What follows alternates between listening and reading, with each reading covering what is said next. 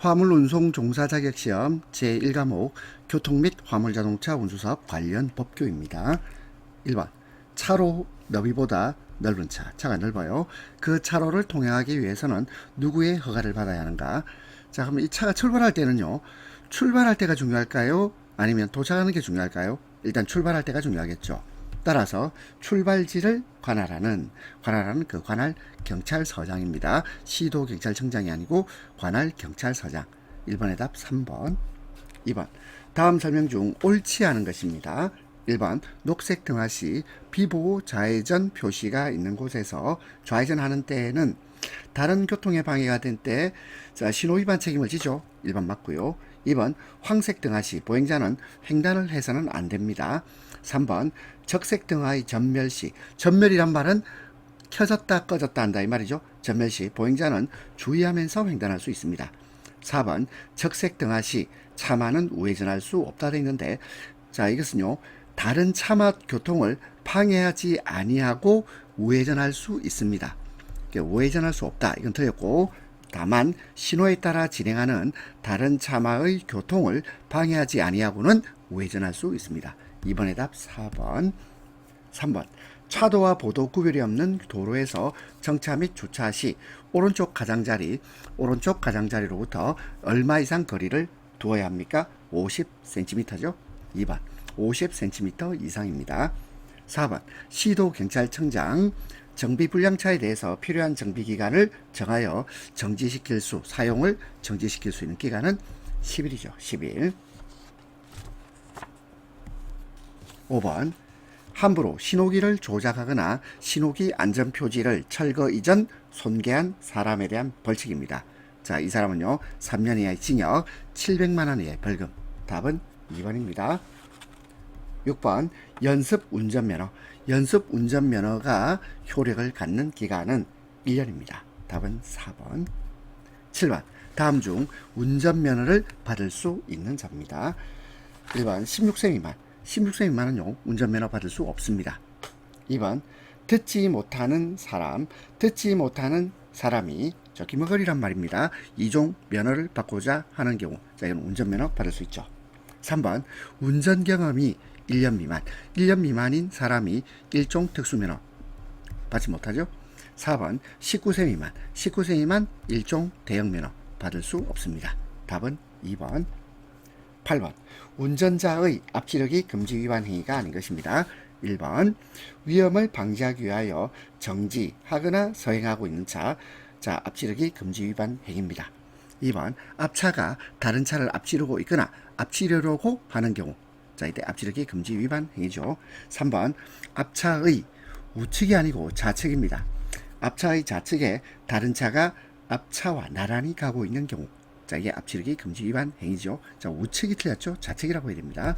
4번 다리 위 앞지르기 금지 위반 행위가 되겠습니다. 답은 3번. 9번 다음의 지시 표지가 나타내는 것입니다. 자, 전용이라 되어 있죠. 전용. 자, 전용 어디 있나요? 전용. 자, 근데 위에 그림 보세요. 뭡니까 이거? 버스입니다. 그렇죠? 버스 전용 차로. 답은 4번. 쉽네요. 자, 모양을 보시고 위에는 버스, 그리고 전용이라고 되어 있죠. 버스 전용 차로입니다. 10번 다음 중 범칙금 납부 통고서로 범칙금을 납부할 것을 통고할 수 있는 통고권자입니다. 통고권자는 경찰서장이나 또는 제주특별자치도지사입니다. 경찰서장이나 제주특별자치도지사. 답은 3번입니다. 11번 형법 268조, 이것은 업무상 과실, 중과실, 치사상죄인데요. 자, 치란 말은 뭐냐면 일을 치자입니다. 뭐뭐에 이르렀다. 이건 결과적 가중법이란 죄송합니다. 이 치란 말은 보통 결과적 가중범에서 쓰이는데 여기서는 그냥 과실범이에요. 과실범. 중과실, 치사상. 사는 뭐냐면 사망했단 말이고, 상이란 말은 상해를 입었다 이 말입니다. 그러면 업무상 과실이나 중과실로 사람을 죽게 만들었거나 또는 다치게 한 사람에서 업무상 과실 또는 중과실로 사람을 사상에 이르게 한 자는 어떻게 처벌되죠? 5년 이하의 금고. 자, 징역 아닙니다. 그러면 징역하고 금고는 어떻게 다르죠? 징역과 금고는 일단 징역이 금고보다 무겁습니다. 그리고 징역은 정력에 복무를 해요. 정력에 복무를 한단 말은요, 우리 감옥에서 보통 노동을 시키거든요. 그 노동을 정력이라고 합니다. 근데 금고는 정력에 복무하지 않습니다. 다만 신청하면 노동을 할 수 있습니다. 그래서 업무상 과실, 중과실, 지사항죄에 대해서는 5년 이하의 금고 또는 2천만 원 이하의 벌금입니다. 답은 3번.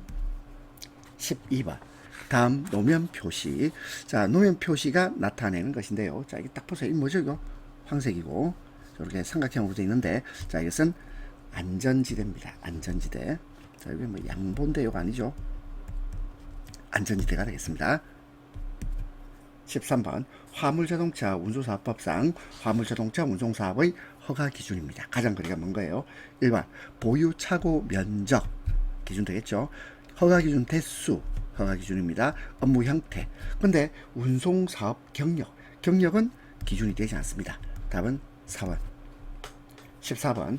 화물자동차 운수사업법상 국토교통부 장관이 안전운행의 확보 및 화주의 편의를 도모하기 위하여 운송사업자에게 명할 수 있는 사항과 가장 거리가 먼 겁니다. 자, 지금 누구한테 명합니까? 국토부 장관이 운송사업자에게 명할 수 있는 사항입니다. 1번. 운송약관. 약관이란 말은 계약조항입니다. 운송계약조항을 바꿔달라 이렇게 명할 수 있습니다. 2번. 화물의 안전 운송을 위한 조치를 명할 수 있습니다. 3번. 화물자동차의 구조 변경 및 운송시설의 개선 명할 수 있고요. 4번. 정당한 사유 없이 화물자동차 운송사업을 경영하지 아니할 때 경영을 명할 수는 없죠. 왜냐하면 이 경영할지 말지는 이거는 개인의 자유입니다. 그래서 경영하지 아니한 때 경영을 명할 수는 없다. 답은 4번입니다. 15번. 차 또는 노면 전차의 운전자가 업무상 필요한 주의를 게을리하거나 중대한 과실로 다른 사람의 건조물, 그 밖의 재물을 손괴한 때 처벌 규정입니다. 자, 이것은 2년 이하의 금고, 500만 원 이하의 벌금. 답은 4번입니다. 16번. 다음 중 중대한 교통사고로 볼 수 없는 겁니다. 1번. 정비불량. 자, 중대한 교통사고 될 수 있습니다. 전복이나 추락. 자, 이것도 중대한 교통사고라고 볼 수 있는데 급발진은 아닙니다. 답은 4번. 17번. 자가용 화물자동차의 사용에 있어서 다음 중 틀린 내용입니다. 1번. 자가용 화물자동차의 소유자 또는 사용자는 자가용 화물자동차를 유상으로 돈 받고 이 말이죠. 유상으로 화물 운송업에 제공, 임대해서는 아니 됩니다. 1번 맞고. 2번. 자가용 화물자동차 사용신고서에는 차고시설을 확보하였음을 증명하는 서류를 첨부해야 되고요. 3번. 화물자동차 운송사업 및 화물자동차 운송가맹사업의 신규 등록, 증차, 그리고 대폐차란 말은요, 영업용 번호판을 사용하는 기존 차량을 폐차하고 신차에 같은 번호를 등록시키는 것. 기존의 차량을 폐차하고 신차에 같은 번호를 등록시키는 것을 대폐차라고 합니다. 자, 그러면 신고등록, 증차, 대폐차에 충당되는 화물 자동차는 차량이라면 차의 나이를 말하고요. 5년 범위 내가 아니고 3년 범위 내입니다. 3년 범위 내에서 대통령령으로 정합니다. 4번. 사업용 화물 자동차, 철도 등 화물 운송수단의 운행이 불가능하여 이를 일시적으로 대체하기 위한 수송력 공급이 필요할 때 이때는요, 유상운송이 가능해요. 따라서 틀린 것은 3번. 18번. 화물자동차 운수사업법상 과징금 부과에 대한 설명으로 틀린 것입니다. 1번. 과징금을 받은 수납기관은 과징금을 낸 자에게 과징금 영수증을 내줘야 됩니다. 과징금 수납기관은 주로 은행입니다. 2번. 늘리는 경우 과징금 총액은 2천만 원 초과할 수 없습니다. 3번. 과징금의 수납기관은 은행법에 따른 은행 그리고 우체국 맞고요. 4번. 시도지사는 운송사업자, 운송주선사업자 또는 운송가맹사업자의 사업규모, 사업지역의 특수성, 위반행위의 정도 및 횟수 등을 참작하여 과징금 금액의 3분의 1이 아니고 2분의 1입니다. 2분의 1 범위에서 가중 감경할 수 있어요. 2분의 1 범위에서 가중 감경할 수 있습니다. 자, 그러면 만약에 과징금 액수가 5천만 원이라면 가중하면 7,500만 원까지, 감경하면 2,500만 원까지겠죠. 가중 감경 할 수 있는데 이것은 2분의 1 범위 아닙니다. 18번의 답은 4번. 19번 자동차에 등록번호를 부여하는 자입니다. 자, 우리 등록번호를 부여하는 자는 시도지사가 되겠네요. 답은 4번입니다. 시도지사는 자동차를 신규 등록한 경우 등록번호를 부여합니다. 자, 이건 신규 등록이에요. 시도지사. 20번 시장군수 또는 구청장은 자동차 소유자에게 점검, 정비, 검사 또는 원상복구를 명할 수 있으며 이 경우 기간을 정하여 자동차의 운행정지를 함께 명할 수 있는 사항이 아닌 것입니다. 1번 정기점검을 받지 아니한 자동차 운행정지를 함께 명할 수 있죠. 승인을 받지 않고 튜닝한 자동차 마찬가지 운행정지를 함께 명할 수 있습니다. 그리고 3번 안전운행에 지장이 있다고 인정되는 자동차도 운행정지를 함께 명할 수 있다. 그런데 일상점검을 실시하지 아니한 자동차에 대해서는 운행정지를 함께 명할 수 없지요. 답은 4번입니다. 그냥 일상점검을 안 했다고 해서 운행정지까지 명하는 건 아니겠습니다. 21번 자동차의 형식이라 함은 자동차의 구조, 장치에 관한 형상, 규격 및 성능입니다. 자동차의 구조와 장치에 관한 형상, 규격, 성능 등을 말합니다. 답은 4번. 22번 다음 중 주요 도시, 지정 항만, 주요 공항 또는 관광지 등을 연결합니다. 연결하며 국가 간선 도로망을 이루는 도로. 이것이 일반 도로죠. 일반 도로. 답은 2번입니다. 자, 일반 도로라 그랬나요? 일반 국도입니다. 제가 말을 잘못했네요. 일반 국도. 자, 다시 봅시다. 주요 도시, 지정 항만, 주요 공항 또는 관광지 등을 연결, 국가 간선 도로망을 이루는 도로, 일반 국도입니다. 일반 국도. 그리고 이 일반 국도를 지정 고시하는 자는 장관입니다. 국토교통부 장관입니다. 국토교통부 장관이 일반 국도를 지정 고시한다. 답은 2번. 23번 다음 중 접도구역. 접도란 말은 도로에 인접했다 이런 뜻이에요. 접도구역을 지정할 때 고시할 사항으로 부적당한 경우인데요. 1번 도로의 종류, 2번 접도구역의 범위, 3번 도로의 노선명 모두 고시해야 된다. 이 고시란 말은 대외적으로 알린다 이런 뜻이에요. 4번 접도구역의 차선수는 고시할 사항이 아닙니다. 답은 4번. 24번 경유를 사용하는 자동차의 배출가스 중 대통령령으로 정하는 오염물질이 아닌 겁니다. 오염물질, 입자상 물질, 그리고 질소산화물. 3번 수소. 자, 수소 그 자체는 오염물질이 아닙니다. 자, 뭐가 오염물질이죠? 탄화수소. 탄화수소가 오염물질입니다. 따라서 탄화란 말이 없기 때문에, 탄화란 말이 없죠? 이거 지워버릴까요? 자, 수소는요, 수소는 오염물질 아닙니다. 오염물질은 탄화수소다. 탄화수소가 오염물질이고요. 4번 매연. 따라서 답은 3번입니다. 25번 대기환경보전법에서 사용하는 용어의 정의 틀린 것이에요. 1번 기후, 생태계 변화 유발 물질이라 하면 지구온난화 등으로 생태계의 변화를 가져올 수 있는 기체상 물질로서 온실가스와 환경부령으로 정하는 것, 이것이 기후, 생태계 변화 유발 물질. 1번 맞고, 2번 가스. 자, 우리 가스라고 하면 물질의 연소, 합성, 분해 시 발생하거나 화학적 성질 아닙니다. 화학적 성질이 아니고 물리적 성질이죠. 물리적 성질에 의하여 발생하는 기체상 물질, 가스입니다. 3번 검댕. 검댕이라 하면 연소할 때 생기는 유리탄소가 응결하여 입자의 크기가 1미크론 이상이 되는 입자상 물질, 검댕입니다. 4번 먼지. 먼지라 하면 대기 중에 떠다니거나 흩날려 내려오는 입자상 물질, 먼지입니다. 따라서 틀린 것은 2번입니다.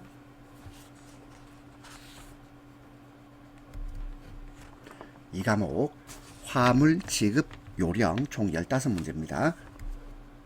1번 다음 중 화물 운전자의 화물 인계 시 지켜야 할 사항이 아닌 것입니다.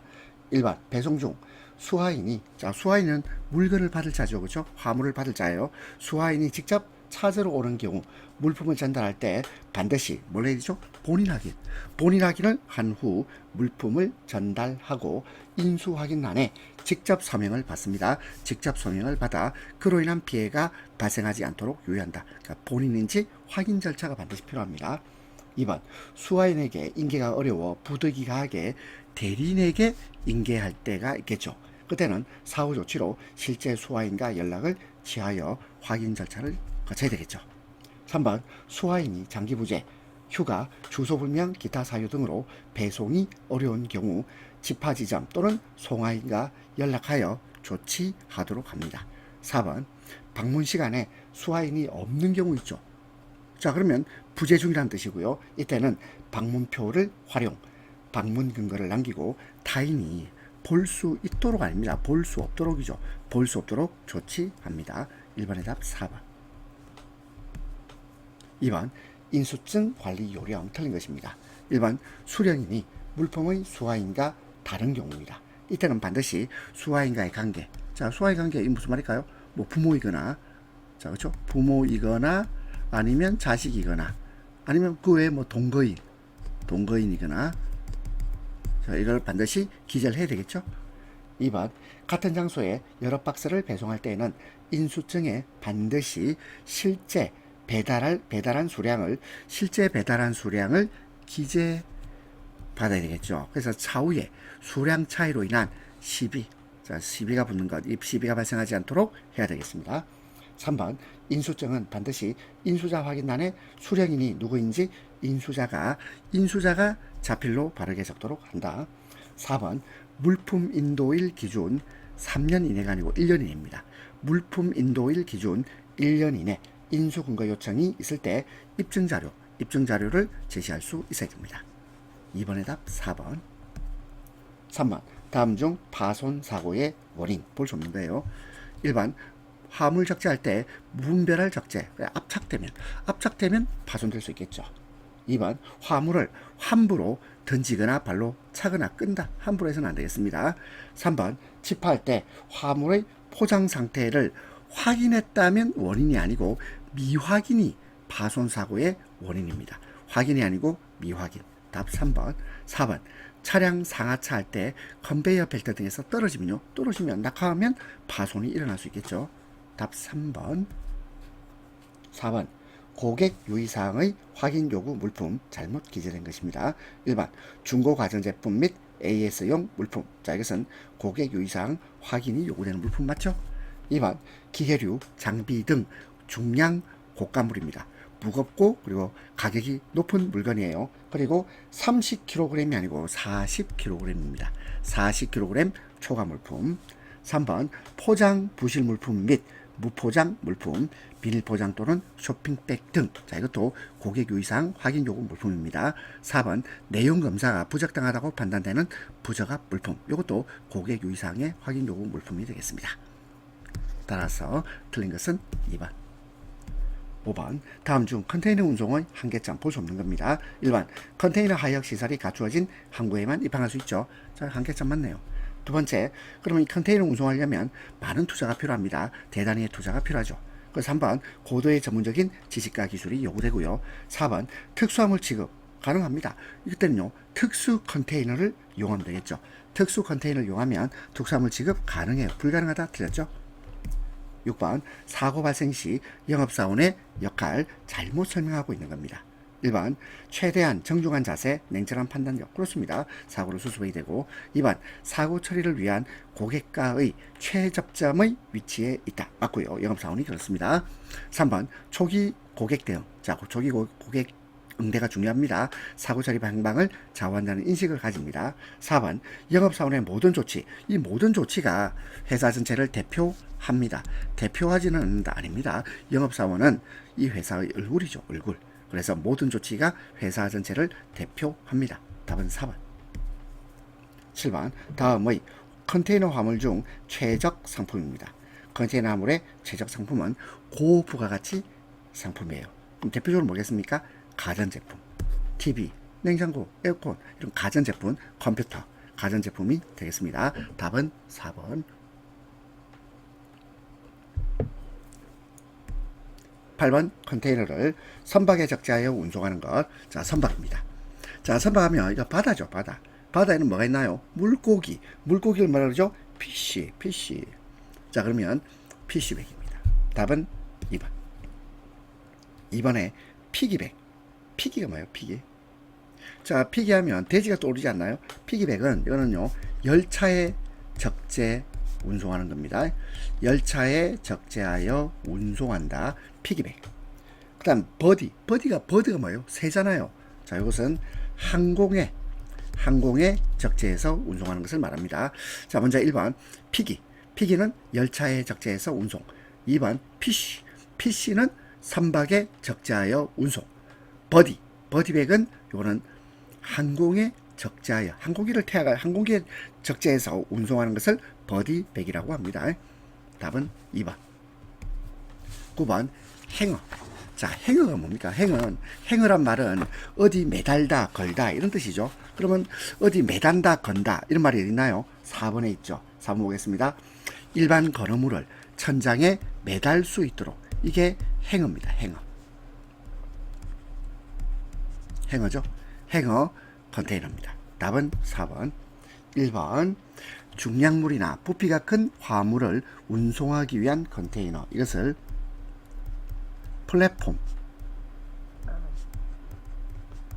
플랫폼 컨테이너라고 합니다. 2번 특수 컨테이너의 일종으로 건화물 컨테이너의 지붕 측벽 단벽의 상부가 개방되어 있다. 그럼 결국 이것은요, 천장이 뚫려 있겠죠. 천장 개방형 컨테이너가 되겠습니다. 3번 몰드, 소매분, 가축 사료 등을 운송하는 컨테이너는, 자, 이것은 솔리드 벌크 컨테이너입니다. 자, 다시 1번 중량물이나 부피가 큰 화물 운송 플랫폼 컨테이너. 2번 건화물 컨테이너의 지붕과 측벽 단벽의 상부가 개방되어 있다. 천장이 뚫려 있다. 천장 개방형 컨테이너. 3번 몰드, 소매분, 가축 사료 등을 운송하는 컨테이너를 솔리드 벌크 컨테이너. 4번 일반 건어물을 천장에 매달아 둔다. 행어 컨테이너입니다. 답 4번. 10번 트레일러의 종류가 아닌 것. 자, 트레일러 종류는요, 일단 풀 트레일러가 있죠. 풀 트레일러. 그 다음에 세미 트레일러 있고, 그 다음에 돌리 있죠. 돌리. 자, 레크는 아닙니다. 레크는 뭔데요? 레이커 크레인. 레크는 뭐 견인차죠. 견인차. 따라서 답은 4번. 11번 다음 중 자동차 관리법상 특수 자동차가 아닌 것입니다. 특수 자동차. 1번 트랙터 셔블, 2번 로드 롤러, 3번 스크래퍼, 4번 화물 자동차. 화물 자동차는 특수 자동차가 아닙니다. 답은 4번. 자, 1, 2, 3번 보세요. 이 발음하기 힘들죠? 트랙터 셔블, 2번 로드 롤러, 3번 스크래퍼. 자, 이게 특수 자동차입니다. 12번 냉동차에 대한 설명 틀린 것입니다. 1번 단열 보드에 차량용 냉동 장치를 장착하여 적재함 내 온도 관리가 가능하도록 한 것. 맞죠? 이게 냉동차입니다. 2번 냉동식품이나 야채 등 온도 관리가 필요한 화물 수송에 사용됩니다. 3번 냉동차는 적재함 내를 냉각시키는 방법에 의해서 기계식, 축냉식, 액체 질소식, 드라이 아이스식으로 분류가 돼요. 4번 저온 유통기구, 콜드체인이라고 그래요. 콜드체인의 정비가 요망되는, 자, 요망된다 말은 이게 필요하다 이런 말이죠. 희망된다. 자, 요망되고 있는 시점에서 중요성이 커지고 있어요. 떨어지고 있는 것이 아니고 커지고 있다. 틀린 것은 4번이 되겠습니다. 13번 파이프나 H형광. 자, H형광은 뭐죠? 요 형광이 뭐냐면 빔입니다. 빔. H빔. 그럼 파이프나 H형광 등 장척물은 길이가 긴 물건을 장척물이라고 합니다. 장척물의 수송을 목적으로 하는 트레일러. 이게 폴입니다. 폴 트레일러. 답은 3번입니다. 14번 생콘크리트를 교반이란 말이 뭐죠? 교반을 용어로 해볼까요? 믹스죠. 믹스. 교반하면서 수송하는 차량으로 에지테이터라고도 하는 특별차, 이게 뭐죠? 믹서차입니다. 답은 3번. 15번 동력을 갖추지 않고 모터 비클에 의하여 견인되고 사람 및 물품을 수송하는 목적을 위해서 설계되어 도로상을 주행하는 차량, 이게 바로 트레일러죠. 트레일러. 답은 1번입니다. 세 번째 과목 안전운행 총 25문항입니다. 1번 동체시력. 동체시력은 뜻이 뭐죠? 4번 보세요. 동체시력이란 움직이는 물체를 보는 시력 또는 움직이면서 물체를 보는 시력을 동체시력이라고 합니다. 움직이는 물체를 보는 시력 또는 움직이면서 물체를 보는 시력을 말한다. 2번, 자 2번이 아니고 이제 1번부터 보겠습니다. 동체시력은 장시간 운전에 의한 피로 상태에서 저하되죠. 2번 동체시력은 물체의 이동 속도가 빠를수록 상대적으로 저하됩니다. 3번 동체시력은 연령이 높을수록, 자, 우리 나이 드신 분들은 동체시력이 저하됩니다. 그죠? 높아지는 것이 아니고 낮아져요. 저하된다. 4번은 이제 동체시력의 뜻이었습니다. 1번의 답 3번. 2번 명수능과 암수능. 자, 명이란 말은 밝을 명자입니다. 밝은 데로 들어올 때 그 수능하는 것이고요. 암수능은 어두울 암자, 어두운 곳으로 들어갈 때 암수능이 일어납니다. 1번 주간 운전 시 터널을 막 진입했다. 터널을 진입했단 말은 어두운 데로 들어가죠. 이것은요 암수능 때문이에요. 2번 완전한 암수능에는 30분 혹은 그 이상 걸리며 이것은 빛의 강도에 좌우됩니다. 맞고. 3번 상황에 따라 다르지만 명수능에 걸리는 시간은 암수능보다 빠릅니다. 그래서 수초 또는 1분에 불과하다. 맞고. 4번 일광 또는 조명이 밝은 조건에서 어두운 조건으로 변할 때 어두운 데 간단 말이죠. 이게 뭐죠? 암입니다. 암수능. 명수능이 아니고 암수능이 됩니다. 사람의 눈이 그 상황에 적응하여 시력을 회복하는 것이에요. 답은 4번. 3번 다음 운전자의 시각 특성 중 틀린 것입니다. 1번 속도가 빨라질수록 전방 주시점은 멀어진다. 맞죠? 2번 속도가 빨라질수록 시력은 떨어집니다. 3번 속도가 빨라질수록 시야 범위는 좁아지죠. 넓어지는 것이 아니라 좁아진다. 4번 운전자는 운전에 필요한 정보의 대부분을 어떤 감각에 의해서 취득합니까? 시각입니다. 답은 3번. 4번 다음 중 교통사고에 영향을 주는 후천적 능력이 아닌가. 후천적 능력이 아니다. 이 말은 무슨 말일까요? 선천적 능력을 고르는 거예요. 자, 그럼 여기서 선천적으로 타고나는 거 보세요. 뭐죠? 타고나는 것은 우리가 보통 능력은요 후천적으로 개발됩니다. 그렇죠? 그런데 교통사고에 영향을 주는 선천적 능력은 시력으로 봐야 되겠습니다. 시력. 5번 운전사고의 요인 중 직접적 요인으로 적절하지 않은 것. 직접적 요인으로 적절하지 않다. 무슨 뭘 골라란 말이죠? 간접적 요인을 골라라 이 말이에요. 1번 잘못된 위기대처 직접적 요인입니다. 운전 조작의 잘못 직접적 요인 맞죠? 과속과 같은 법규 위반도 직접적 요인입니다. 근데 4번 직장이나 가정에서 원만하지 못한 인간관계가 간접적 요인이에요. 간접적 제가 요건이라서인데 요건 간접적 요인 또는 요건이 되겠습니다. 답은 4번. 6번 비횡단보도에서 횡단보행자의 심리가 아닌 것입니다. 그럼 비횡단보도에서 왜 횡단보행자가 생기죠? 자, 일단 바쁘다고 생각하겠죠. 그 다음에 또 습관이 있는 거예요. 세 번째 자동차가 달려오지만 충분히 건널 수 있다고 오판하겠죠. 4번 횡단보도로 걸리면 시간이 덜이 아니고 더죠. 시간이 더 걸리기 때문에 돌아가기 때문에 비횡단보도에서 횡단하는 경우가 있겠습니다. 따라서 답은 4번. 7번 보행자의 도로횡단 방법 바르지 않은 겁니다. 1번 횡단보도나 신호기가 설치된 지점에서 횡단합니다. 2번 육교나 지하 보도가 있는 경우 그 시설을 이용합니다. 3번 가드레일이나 보행자 횡단 금지 표지가 설치된 곳에서는 횡단하지 않는답니다. 3번이 답이고 4번 운전자와 횡단보행자가 서로 잘 볼 수 있는 장소를 이용합니다. 답은 3번. 8번 보행자 사고의 가장 큰 요인이에요. 보행자 사고. 보행자 사고가 왜 일어날까요? 이것은요. 가장 큰 요인은 교통 상황 정보를 제대로 인지하지 못했어요. 제대로 인지하지 못했다. 인지결합. 답은 4번입니다. 9번 음주운전으로 인한 교통사고의 특성 아닌 것입니다. 1번 차량 단독사고의 가능성이 높고요. 2번 전신주, 가로시설물, 가로수 등과 같은 고정물체와 충돌할 가능성이 높습니다. 3번 치사율. 음주운전은요 아무래도 과속하게 되겠죠. 치사율이 낮다가 아니고 높답니다. 상황을 제대로 통제하지 못해서 치사율이 높아요. 답 3번. 4번 주차 중인 자동차와 같은 정지물체 등에 충돌할 가능성이 높습니다.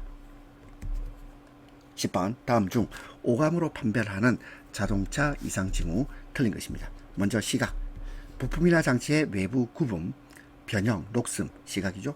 후각, 이상 발열이나 냄새. 그 다음에 촉각, 흔들림, 발열 상태. 그 다음에 청각, 청각은 이상한 그리고 느슨함. 이 느슨함은요 청각으로 느끼기보다는 촉각이죠. 촉각. 따라서 답은 4번이 되겠네요. 11번 일광 또는 조명이 어두운 조건에서 밝은 조건으로 변할 때 밝다 뭘 써야 됩니까? 밝을 명자를 쓰면 되겠죠. 밝은 조건으로 변할 때 사람의 눈이 그 상황에 적응하여 시력을 회복하는 것, 밝을 명자를 씁니다. 명수능. 답은 3번입니다. 자, 근데 1번의 동체 시력 아까 봤죠? 움직이는 물체를 보는 시력을 동체 시력 또는요 자신이 움직이면서 물체를 볼 때 시력을 동체 시력이라고 했습니다. 2번 심시력. 심시력은 전방에 있는 대상물까지의 물체를 보는 능력을 심시력이라고 합니다. 그 다음에 밝은 조건으로 변할 때 그 상황에 적응하는 것을 명수능, 어두운 조건으로 변할 때 그때 그 상황에 적응하는 것을 암수능이라고 합니다. 답은 3번. 12번 고령 보행자. 어르신들 교통안전 계몽사항입니다. 1번 필요시 보청기 사용해야 되겠죠. 2번 야간에는 운전자들의 눈에 잘 보이게 하는 방법. 야간에는 운전자들의 눈에 잘 띄는 옷을 입거나 이런 방법이 있겠습니다. 그 다음에 3번 단독으로 도로를 횡단한다. 아닙니다. 단독으로 가기보다는 다수 또는 옆에 있는 사람의 보조를 받아서 횡단하는 게 좋겠죠. 4번 필요시 주차된 자동차 사이를 안전하게 통과하는 방법 계몽해야 되겠습니다. 답은 3번. 13번 운전 피로 진행 과정으로 잘못 설명된 겁니다. 자, 운전 피로 진행 과정과 관련해서 1번 매일 시간상 또는 거리상으로 일정 수준 이상의 무리한 운전을 하면 만성피로 초래합니다. 2번 피로 또는 과로 상태에서는 졸음운전 그리고 이것이 교통사고로 이어질 수 있어요. 3번 연속운전은 일시적으로 만성이 아니고 급성이라고 해야죠. 급성이란 말은 갑자기 나타나거나 빠르게 진행한다 이런 뜻이에요. 갑자기 나타나거나 빠르게 진행하는 급성 피로를 낳습니다. 답은 3번. 4번 피로의 정도가 지나치면 과로화되고 정상적인 운전이 곤란해집니다. 답은 3번이 되겠습니다. 14번 여름철 자동차 관리로 틀린 것입니다. 1번 타이어 마모 상태 점검해봐야 되겠죠. 그 다음에 2번 와이퍼의 작동 상태 점검해봐야 됩니다. 그리고 3번 냉각 장치도 점검해봐야 돼요. 근데 4번 서리 제거용 열선. 서리는 언제 낍니까? 주로 가을철. 그죠? 가을철. 자, 가을철에 서리 제거용 열선 점검이 필요합니다. 답은 3번. 15번 교차로에서의 사고 발생 유형이 아닌 것입니다. 1번 교차로 진입 전 이미 황색 신호임에도 무리하게 통과. 자, 무리하게. 자, 이 단어가 바로 사고 발생 유형이 될 수 있다는 걸 알 수 있죠. 2번 정지 신호임에도 불구하고 정지선을 지나 교차로에 진입하거나 여기도 또 무리하게 통과를 시도하는 신호 무시. 자, 사고 발생 유형이 됩니다. 그 다음에 3번 앞쪽 또는 옆쪽 상황에 소홀히 했다. 자, 주의를 기울이지 않았단 말이죠. 그 진행 신호로 바뀌는 순간 급출발. 요 사고 발생 유형입니다. 4번 신호등이 없는 경우도 있겠죠. 이때 통행 우선순위에 따라 통행하면 사고 발생 유형이 아닙니다. 그죠? 사고가 일어날 가능성이 현저히 줄어들겠죠. 답은 4번. 16번 교차로에 대한 설명으로 틀린 것입니다. 1번 교차로는 차대차 또는 차대 사람 등의 엇갈림, 교차가 발생하는 지장소예요. 2번 횡단보도 및 횡단보도 부근과 더불어 교통사고가 가장 많이 발생하는 지점이고요. 그 다음에 3번 교차로에는 사각이 많지요. 없다가 아니고 많답니다. 사각지대가 많습니다. 그 다음에 4번 입체교차로는 교통 흐름을 공간적으로 분리하는 기능을 합니다. 그래서 입체교차로입니다. 16번의 답 3번. 17번 완만한 커브길의 주행 요령입니다. 1번 가속 페달에서 발을 떼어 엔진 브레이크가 작동되도록 하여 속도를 줄이죠. 맞습니다. 엔진 브레이크가 작동되도록 해서 속도를 줄입니다. 2번 풋 브레이크를 사용하여 실제 커브를 도는 중에 더 이상 감속할 필요가 없을 정도까지 줄인다. 그렇습니다. 3번 커브 중간부터 핸들을 돌려 차량의 모양을 바르게 한다. 아니죠. 중간부터가 아니고 뭐라고 해야 되죠? 자, 이것은 끝나는 조금 앞부터 이렇게 해야 됩니다. 커브가 끝나는 조금 앞. 자, 끝나기 직전 이 말이죠. 커브가 끝나는 조금 앞부터 핸들을 돌려서 차량 모양을 바르게 합니다. 4번 가속 페달을 밟아 속도를 서서히 높여야 되겠죠. 서서히. 답은 3번이 되겠습니다. 18번 차량에 고정된 탱크의 안전운송 기준 아닌 것이에요. 1번 육교 등 높이에 주의해서 서서히 운행. 그렇습니다. 그리고 2번 운송 중에 임시점검 필요합니다. 3번 운행경로 변경 금지. 아니죠. 변경할 수도 있어요. 변경할 수도 있는데 이때는 사전에 연락을 해줘야죠. 3번 틀렸고요. 4번 법규 기준 등의 준수. 그렇습니다. 18번의 답 3번. 19번 운반 용기와 포장 외부에 표시해야 할 사항이 아닌 것입니다. 1번 위험물의 품목, 2번 화학명, 3번 제조원. 제조원은 운반 용기와 포장 외부에 표시할 사항이 아니에요. 그리고 4번 수량. 답은 3번이 되겠습니다. 그래서 운반 용기와 포장 외부에 표시해야 할 사항은 위험물의 품목, 화학명, 그리고 수량. 위험물의 품목, 화학명, 수량입니다. 20번 차량에 고정된 탱크의 이송 작업 기준으로 틀린 것입니다. 1번 액화 석유가스 충전소 내에서는 동시에 2대 이상의 고정된 탱크에서 저장 설비로 이송 작업을 하지 않을 것. 그렇습니다. 2번 탱크의 설계 압력 이상의 압력으로 가스를 충전해서는 안 되겠죠. 3번 저울, 액면계 또는 유량계를 사용하여 과충전하면 안 되겠습니다. 4번 이송 전후에 밸브의 누출 유무를 점검하고 개폐는 재빠르게 아니죠. 서서히 할 것. 자, 우리 마개를 열고 닫는 것은 서서히 해야 되겠습니다. 그래서 답은 4번. 21번 다음은 사고를 특히 많이 내는 사람의 특징입니다. 틀린 것입니다. 자, 그러면 사고를 특히 많이 내는 사람은 뭔가 부족하거나 뒤떨어지거나 아니면 뭔가 저하되어 있거나 이런 거겠죠. 그래서 판단력 뒤떨어지고 억제력 부족하고 그리고 지나치게 빠르거나 늦거나 동작이 지나치게 빠르거나 늦거나. 근데 4번에 지식이나 경험이 풍부한 게 아니고 부족하다고 해야 되겠죠. 풍부하다 틀렸습니다. 22번 다음 중 시야에 대한 설명으로 틀린 것입니다. 1번 어느 특정한 곳에 주의가 집중되었을 때의 시야 범위는 집중 정도에 비례해서 좁아지죠. 집중 정도에 비례해서 좁아집니다. 2번 정상적인 시력을 가진 사람의 시야 범위, 이것은 180도에서 200도 사이죠. 3번 시야의 범위는 자동차 속도에 반비례하여 좁아집니다. 시야의 범위는 자동차 속도에 반비례하여 좁아진다. 4번 정지한 상태에서 눈의 초점을 고정시키고 양쪽 눈으로 볼 수 있는 범위. 정지한 상태에서 눈의 초점을 고정시키고 양쪽 눈으로 볼 수 있는 범위, 이게 시야입니다. 시야. 따라서 틀린 것은 3번. 23번 자동차의 물리적 특성 중 제동력에 관한 설명이 잘못된 것입니다. 1번 차의 속도가 2배입니다. 그러면 제동거리는 4배. 속도 2배, 제동거리 4배. 2번 차의 제동거리는 차가 갖는 운동에너지 제곱에 비례합니다. 차의 제동거리는 차가 갖는 운동에너지 제곱에 비례해서 길어지죠.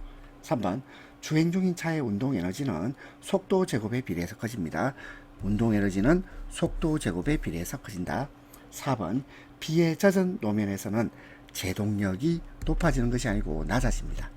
비에 젖은路面에서는 제동력이 낮아지기 때문에 미끄러져 나가는 거리가 짧아지는 것이 아니라 길어집니다. 답은 4번. 24번 교통사고 요인 볼 수 없는 거예요. 운전자, 차량, 도로 세 가지죠. 교통사고 원인은 운전자 요인이 있고요.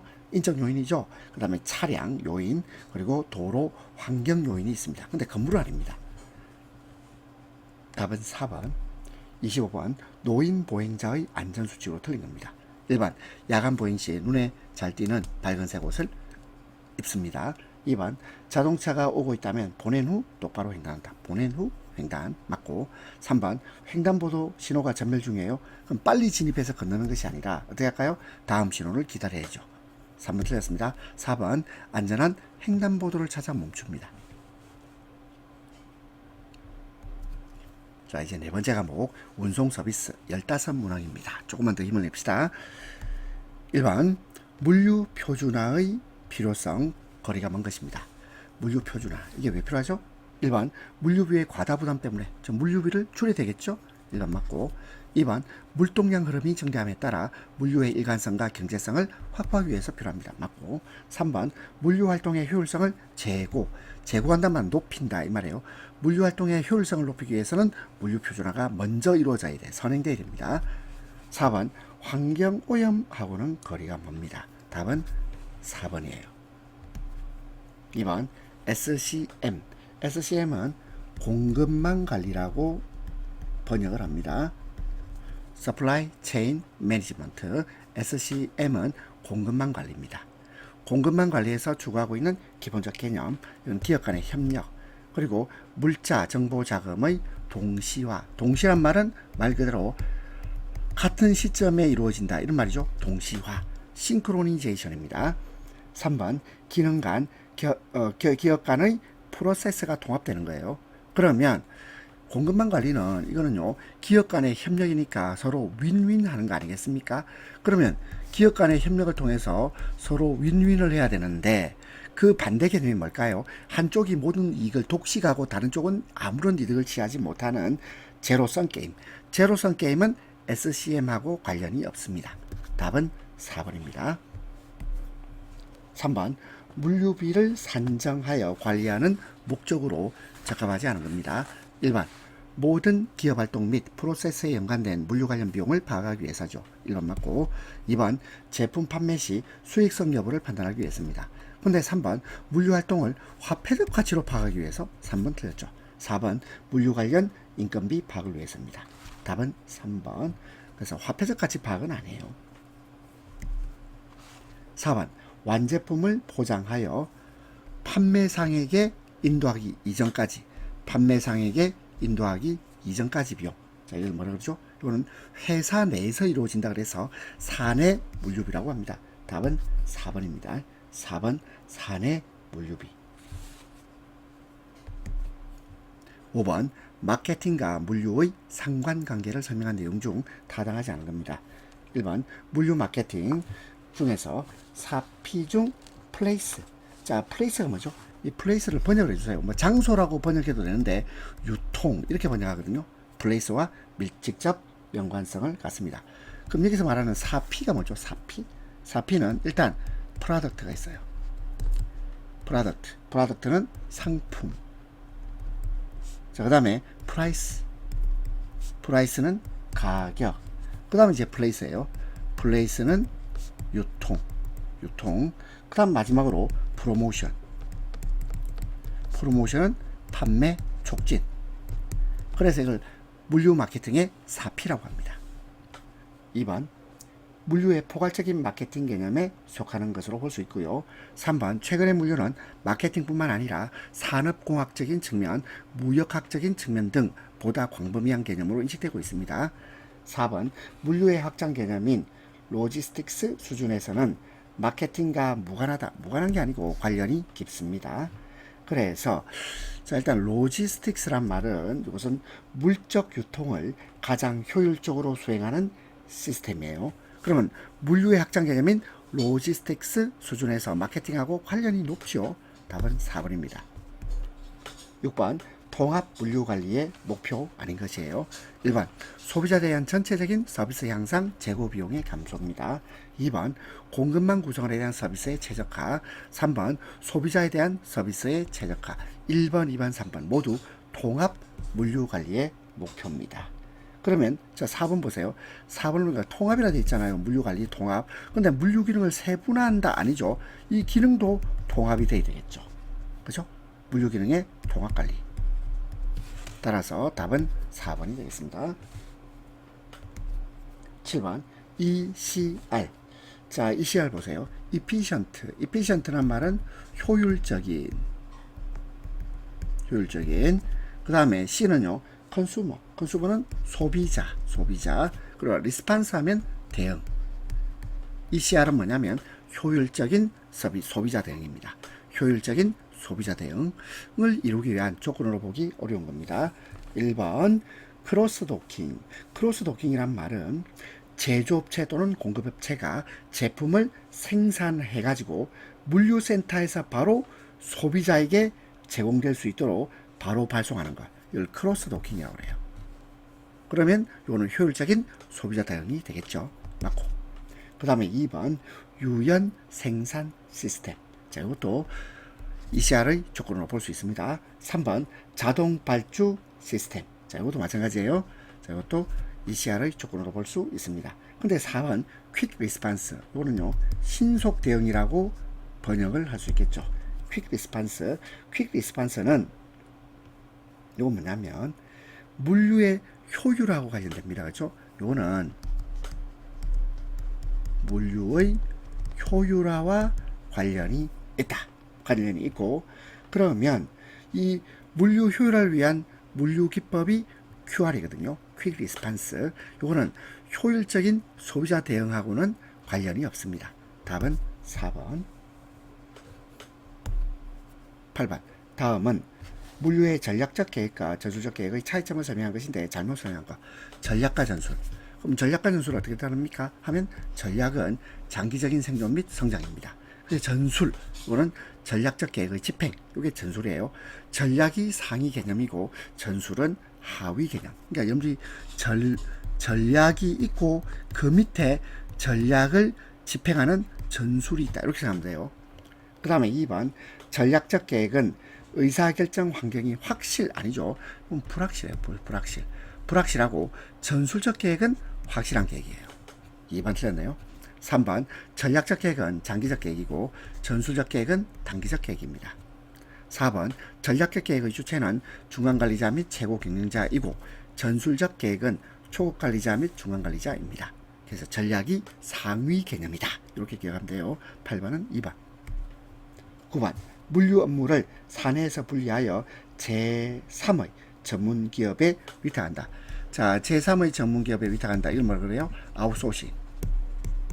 할 때 일반적인 예상 효과로 기대되는 것과 거리가 먼 겁니다. 아웃소싱 하면 일단 인력 감축 가능합니다. 서비스가 향상되고 물류비가 절감되죠. 그리고 그러면 아웃소싱에서 자, 물류 업무를 맡겼어요. 위탁을 했단 말이야. 제3의 전문기관에 맡기면 물류에 대해서는 신경 안 써도 되겠죠. 그러면 핵심 역량에 대한 집중력이 강화됩니다. 답은 4번. 10번 물류관리상 PDS. PDS 보니까 Plan to See. 플랜이란 말은 자 번역을 해볼까요? 계획이란 뜻이고 do라는 말은 실시, 실행. 그리고 C는 평가입니다. 자, C가 뭐 보다는 뜻인데 평가라고 생각하면 되겠습니다. 그러면 C에 해당하는 것, 평가에 해당하는 것. 자, 평가에 해당하는 바로 답이 나왔네요. 효율 평가. 이게 바로 C입니다. 그러면 1번 물류 서비스 수준 결정. 이거는 계획을 세우는 거죠. 플랜입니다. 그 다음에 보관 활동. 자, 이건 do죠. 재고 관리. 이것도 do입니다. 답은 3번. 11번 물류관리의 활동에 대한 설명이 틀린 것이에요. 물류관리 활동은 일단 동기부여를 관리합니다. 2번 원가 절감에서 프로세스 목표의 극대화를 이루고 있고요. 3번 물류에 있어서 시간과 장소의 효용이 증대됩니다. 4번 주활동과 지원활동. 주활동과 지원활동으로 크게 구분하는 것. 이거는 물류관리가 아니고 기업 물류입니다. 기업 물류. 자, 이거는 기업 물류의 활동을 말한다. 물류 관리의 활동이 아니고 기업 물류입니다. 답은 4번. 12번 제3자 물류 TPL. 자, T는요 서드입니다. 서드. 제3의 이 말이죠. 그 다음에 제3자 할 때 P는 파티. 그 다음에 L은 로지스틱스. 제3자 물류가 수행하는 기능 중 틀린 겁니다. 고객을 위한 배송 기능, 고객을 위한 조달 기능, 고객을 위한 재고 관리, 배송, 조달, 재고 관리. 근데 금융 조달은 아니에요. 금융 조달이 무슨 말입니까? 돈 빌려주는 거 아니에요. 제3자 물류는 돈 빌려주는 거하고는 거리가 멀어요. 답은 2번. 13번 효율적인 물류 시스템 설계를 위한 시스템 설계를 위한 물류 시스템 중 OS 목표에 속하지 않는 것. 자, OS 한번 찾아봅시다. 자, 먼저 S에서 스케일이란 말은 물류 시설 규모의 적정화. 그 다음에 스피드는 신속 정확한 배달. 그 다음에 스탁 컨트롤, 재고 관리입니다. 그 다음에 또 스페이스 세이빙은 물류 설비입니다. 물류 설비의 효율성 제고. 그 다음에 서비스는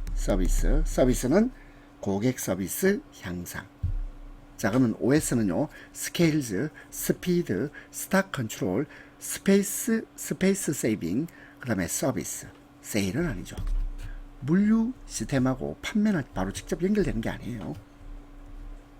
14번 다음 물류 정보 시스템과 관련된 용어 중 설명이 틀린 겁니다. 1번 컴퓨터를 이용합니다. 자, 컴퓨터를 이용하니까 C가 나와야 되죠. 그죠? 그리고 컴퓨터를 이용해서 그 다음에 통합 분석하여 주문서를 작성하는 시스템. 그럼 일단 E는 아닐 거 아닙니까? 그죠? ECR이 아니고, 자, 이거는 CAO입니다. CAO. 컴퓨터를 이용한다? 그럼 C가 나와야 된다. 이렇게 생각하세요. 그리고 이용한다 말은 assisted 하면 이건 보조한다 이런 뜻이고요. 그리고 주문서를 작성한다. 오더를 내는 거죠. 오더링. CAO. 컴퓨터 어시스티드 오더링. CAO가 되겠습니다.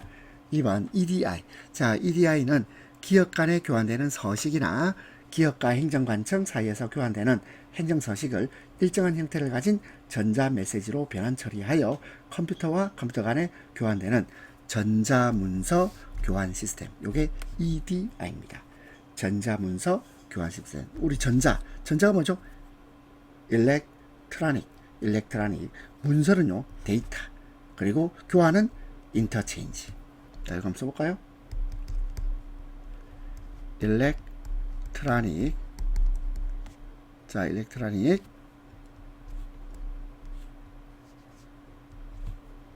그리고 데이터. 그 다음에 인터체인지. EDI. 그러니까 이거 문장을 읽으면서 전자, 일렉트로닉. 자, E가 나와야 됩니다. 그 다음 문서는 데이터, 그리고 교환은 인터체인지. 그 다음에 POS. 자, POS는요, 포인트 오브 세일즈입니다. 포인트 오브 세일즈. 요거는 판매 시점 관리 시스템. 판매 시점 관리 시스템을 포인트 오브 세일즈, POS라고 해요. 자, POS는 상품을 판매하는 시점에서 상품에 관련된 모든 정보를 신속 정확하게 수집, 발주, 매입, 발송, 재고 관리 등에 필요한 시점에 정보를 제공하는 시스템. 자, 우리 보통 편의점 가면 이게 POS로 돼 있어요. 그 다음에 4번에 EOS는 이것은 단품 관리를 위한 자동 발주 시스템이 EOS가 되겠습니다. 자, 이것도 일렉트로닉, 그 다음에 오더링, 그리고 시스템. 자, 그러면 틀린 것은 1번입니다. 자, 물론 이제 이 문제에서 영어로 돼 있어서 좀 불편하신 분은 키워드를 잡으세요. 1번 컴퓨터를 이용한다. 아, 컴퓨터 C가 나와야 돼. C. E가 나왔죠? 틀린 말. 그 다음에 전자문서, 전자하면 우리 보통 일렉트로닉이란 단어를 기억하고 있으면 아, E가 나와야 되구나. 그 다음에 POS. POS는 편의점. 편의점에서 물건 구입할 때 바코드로 찍잖아요. 바코드 찍으면 바로 모든 정보가 신속하게 수집이 됩니다. 그리고 발주, 매입, 발송, 재고 관리 등의 필요한 시점에 정보가 제공되고 있죠. 자, POS입니다. 그 다음에 4번 단품 관리를 위한 자동 발주 시스템 EOS. 이것도 일렉트로닉, 그죠? 일렉트로닉 EOS입니다. 답은 1번. 15번 물류 개선에 관해서 요구되는 모든 비용 중에서 각 비용의 부분적인 절감이 아닌 비용의 총액입니다. 총액. 자, 총액. 총. 자, 영어로 해볼까요? 영어로 하면 토탈.